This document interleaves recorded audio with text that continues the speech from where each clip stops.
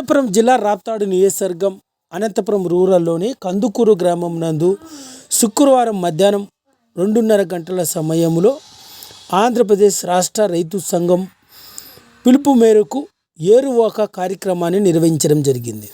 ఈ కార్యక్రమంలో ఏపీ రైతు సంఘం అనంతపురం జిల్లా కార్యదర్శి చింతల మల్లికార్జున, ఏపీ రైతు సంఘం జిల్లా ఉపాధ్యక్షుడు పి రామకృష్ణ, ఏపీ రైతు సంఘం జిల్లా రైతు సంఘం నాయకులు వన్నూరు రెడ్డి తదితరులు హాజరు కావడం జరిగింది. ఈ సందర్భంగా ఏపీ రైతు సంఘం జిల్లా ప్రధాన కార్యదర్శి చింతల మల్లికార్జున మాట్లాడుతూ, ఆంధ్రప్రదేశ్ రాష్ట్ర సమితి రైతు సంఘం పిలుపు మేరకు కందుకూరు గ్రామంలో ఏరువాక కార్యక్రమాన్ని నిర్వహిస్తున్నామన్నారు.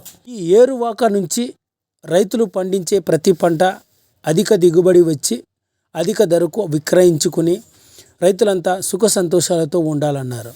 అదేవిధంగా రైతులకు అవసరమైన ట్రాక్టర్లు, వ్యవసాయ పనిముట్లు సబ్సిడీతోనే రైతులకు ఈ ప్రభుత్వం అందజేయాలన్నారు. అదేవిధంగా ఉమ్మడి జిల్లాలో నకిలీ విత్తనాలు అరికట్టి నకిలీ విత్తనాలు అమ్మే వారిపైన అధికారులు కఠినమైన చర్యలు తీసుకోవాలని అనంతపురం జిల్లా ఏపీ రైతు సంఘం జిల్లా ప్రధాన కార్యదర్శి చింతల మల్లికార్జున ప్రభుత్వాన్ని డిమాండ్ చేశారు. ఈ కార్యక్రమంలో జిల్లా రైతు సంఘం నాయకులు ఉన్నారెడ్డి, నగేష్, చలపతి, వెంకట్రాముడు, పుల్లారెడ్డి, శ్రీరాములు, నల్లప్ప, ఆంజనేయులు, ఓబులేసు, నరసింహులు, బ్రహ్మయ్య, లింగమయ్య, రామాంజనేయులు, ఇతర కందుకూరు గ్రామానికి చెందిన పలువురు రైతులు కూడా ఈ కార్యక్రమంలో పాల్గొన్నారు. ఆంధ్రప్రదేశ్ రైతు సంఘం రాష్ట్ర సమితి పిలుపు మేరకు ఈరోజు ఏరువాక కార్యక్రమాన్ని రాప్తాడు నియోజకవర్గం కందుకూరు గ్రామంలో నిర్వహించడం జరుగుతూ ఉంది. ఎందుకంటే ఏరువాక పౌర్ణం అనేది రైతులకు చాలా ముఖ్యమైనటువంటి పండుగ.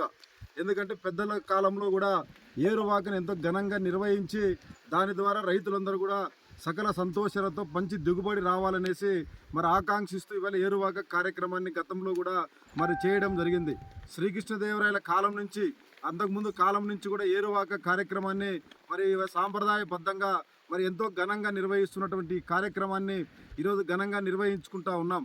అనంతపురం జిల్లా లాంటి కరువు ప్రాంతంలో రైతులందరూ కూడా సుభిక్షంగా ఉండాలని, రైతులందరూ కూడా తమ పండించేటువంటి పంటలతో ఆదాయం రెట్టింపు కావాలనేసి ఇవాళ ఆంధ్రప్రదేశ్ రైతు సంఘం ఆకాంక్షిస్తూ ఈ ఏరువాక కార్యక్రమం నిర్వహిస్తూ ఉన్నాం. ఎందుకంటే పాలకులు కూడా ఈ ఏరువాక కార్యక్రమాన్ని ఒక గొప్ప పండుగగా నిర్వహించాల్సినటువంటి అవసరం ఉంది. ఎందుకంటే దేశానికి అన్నం పెడుతున్నటువంటి రైతు, జై జవాన్ జై కిసాన్ అనే నినాదంతో వస్తున్నటువంటి ఈ కాలంలో ఇవాళ రైతులందరూ కూడా ఎంతో ఘనంగా నిర్వహించుకునే యొక్క ఏరువాక పౌర్ణాన్ని ఇవాళ అధికారికంగా నిర్వహించాల్సినటువంటి అవసరం కూడా ఉందని ఈ సందర్భంగా తెలియజేస్తూ ఉన్నాం.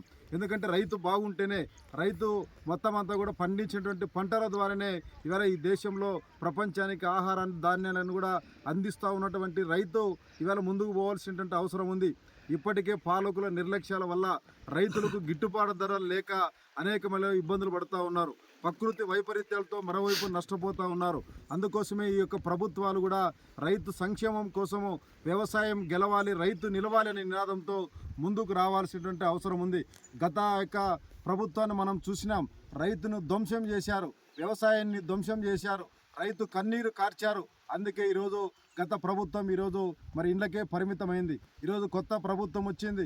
రైతాంగం అనేకమైన ఆశలతో ఈ యొక్క రైతు ప్రభుత్వాన్ని, చంద్రబాబు నాయుడు గారు ప్రభుత్వాన్ని కూడా రైతులందరూ కూడా గెలిపించుకోవడం జరిగింది. చంద్రబాబు నాయుడు గారు రైతుల్ని ఈవేళ ముందుకు తీసుకుపోవాల్సిన అవసరం ఉంది.